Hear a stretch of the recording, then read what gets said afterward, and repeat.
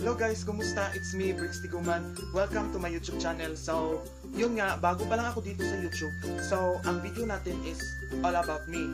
And I am going to share to you 25 facts about me or 25 random facts about me. Para naman mas makilala nyo ako.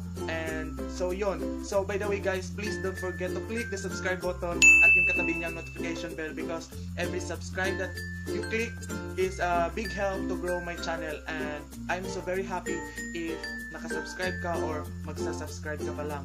So itong video na ito is more about myself. So hindi ko napapatagalin pa. So let's start the video. So number one fact about me is my real name is itong nasa aking YouTube channel, which is Brix Tiguman. So my real name talaga is Brix Rico Tiguman, which is yung aking middle name is yung Rico. So yon. And fact number two about me is ang aking height is 5'9".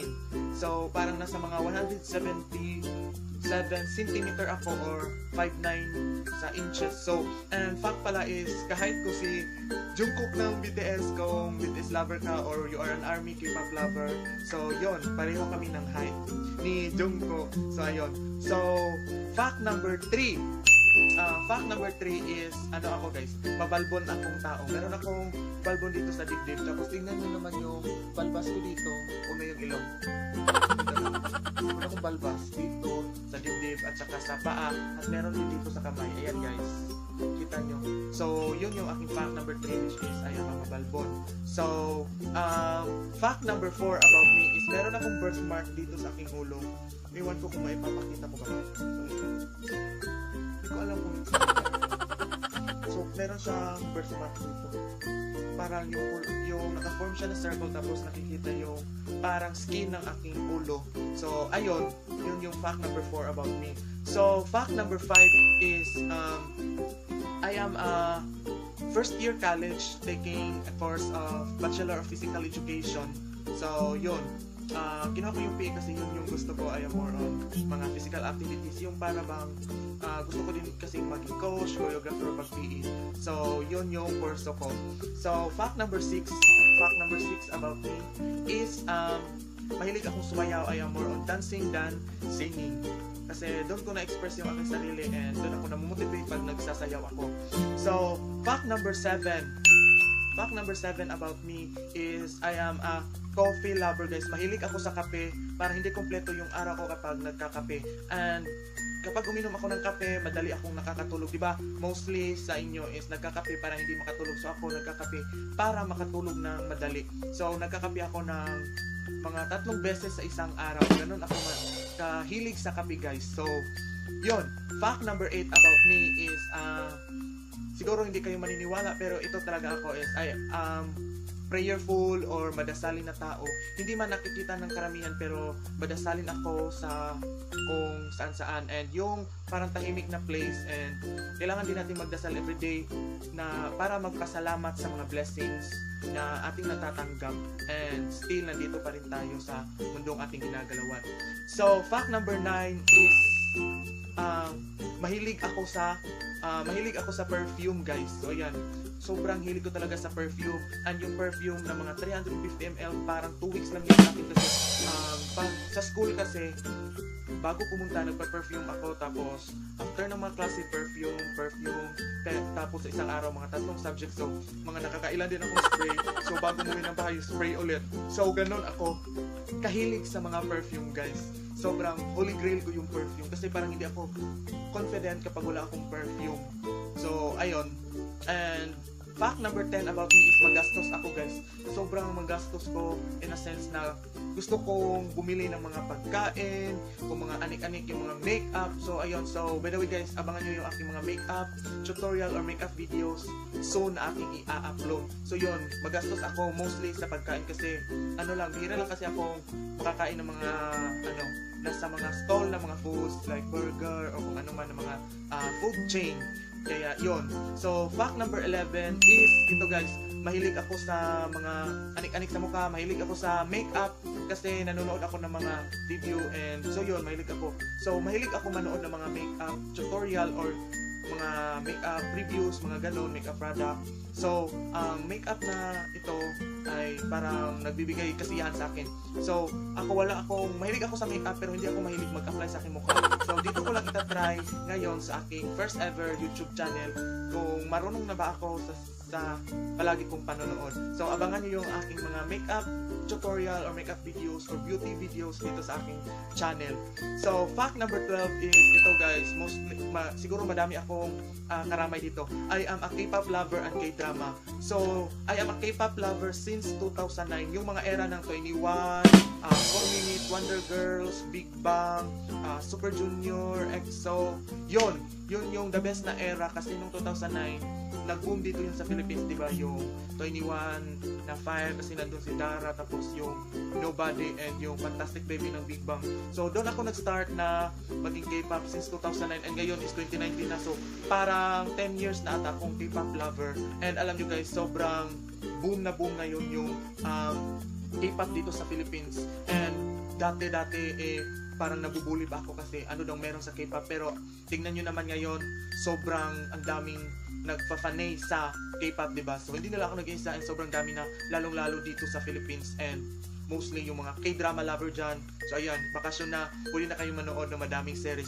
So, comment down below kung anong gusto nyong mapanood ko na K-drama kasi hindi na ako na-update sa mga K-drama. So, ayun, sobrang taas na nun. So, fact number 13 is friendly ako, basta approachable ka lang. And yun, friendly ako sa iba, basta will getting know lang talaga. And hindi ako snob guys, just approach me and yun, magre-respond din ako sa iyo. So, fact number 14 is no relationship since birth. So, ayun, parang 19 years na ako, so I never tried having a relationship or in a relationship because wala akong plano, ganun lang guys. Kasi sabi nila, yung mga kaklase ko nag-share, sobrang magastos lang daw. Tapos parang nagnanakaw pa ng oras sa pag-ibig. So ayun, para sa akin naman walang problema. Or sadyang wala lang talagang nagkakagusto sa akin, diba? So ayun, parang hindi ko priority yung mga ganyang bagay. So fact number 15 is I love spicy food. Hindi kumpleto yung pagkain ko ng agahan, tanghalian, or anumang food na kailangan dapat na meron siyang konting anghang man lang or maanghang.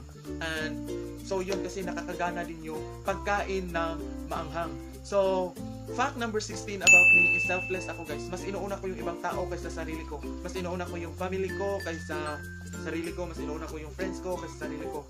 Kasi doon ako masaya yung nakakatulong ako and meron akong napapasayang tao. So, ayun, selfless ako. So, fact number 17 is mataas yung pasensya ko guys, mataas yung pasensya ko guys, and hindi ako madaling magalit. Magagalit na talaga ako kapag sobrang-sobra na talaga yung ginawa mo sa akin. Tila ba sasabog na ako, ganon. So, yun. So, fact number 18 is kapag nagre-review ako, lalo na kung merong exam, is kailangan kong tahimik or tahimik, tapos before ako mag-review ng exam is kailangan kong manood ng isang vlog or isang YouTube para kasi tuwing nanonood ako ng YouTube is parang namomotivate ako, ganon. So yun yung ginagawa ko, and kapag nagre-review ako kailangan tahimik, and so yun. And fact number 19 about me is hindi ako mahilig sa mga branded na mga damit guys, just like mga Gucci, mga Bench, Paint Shop, or kung ano man.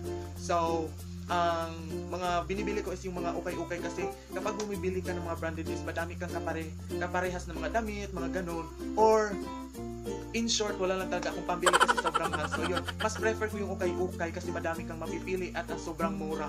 So yun, baka ma-feature or mag-haul din ako ng mga ukay-ukay dito na mga nabili ko sa aking channel.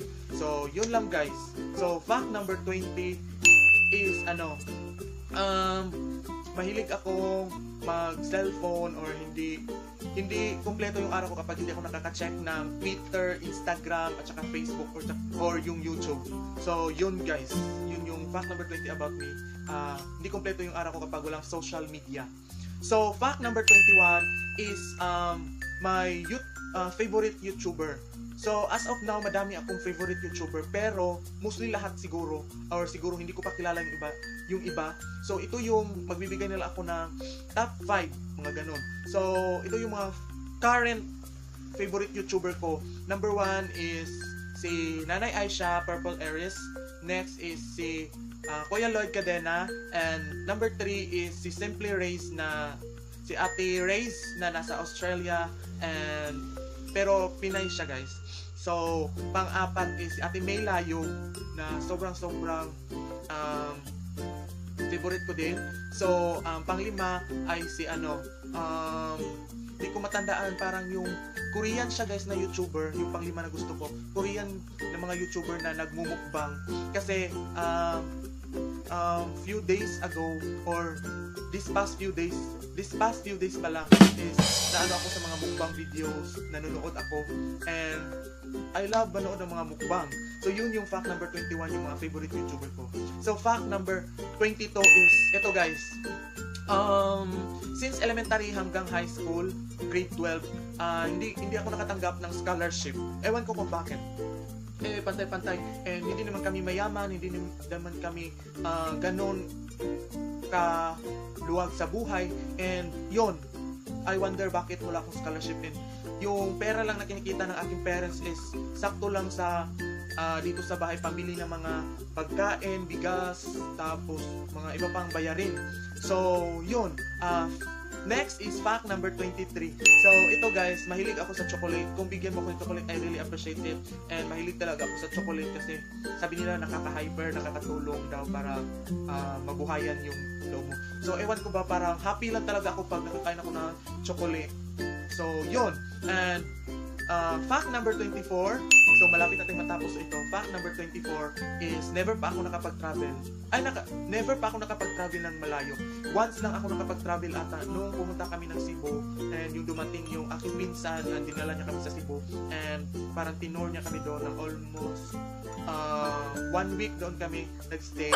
So, yun, sobrang ganda. And parang grade 3 pa lang yata ako noon and ngayon first year college na. And yun lang yung first travel ko, pero so far hindi pa talaga ako nakapag-travel ng bonggang-bongga. So, last na ito, fact number 25. Para sa kaalaman ng lahat, isa akong Bisaya, proud Bisaya. So, shout out sa mga Bisaya nga magtanaw ani, please ayaw kalimot pag-subscribe.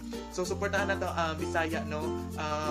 Lalo na katong mga Bisaya vlogger, sila Kuya Jomi Hospital, Medyo Maldito, Muni, Ate Muni, hello. So, yun. And yun lang guys, yun lang yung 25 random facts about me. So sana nag-enjoy kayong nalaman tungkol sa akin. And so yun, sana nag-enjoy kayo sa panonood. So thank you so much for watching. And please don't forget to click the subscribe button at yung katabi niyang notification bell para ma-update ka whenever I upload a video.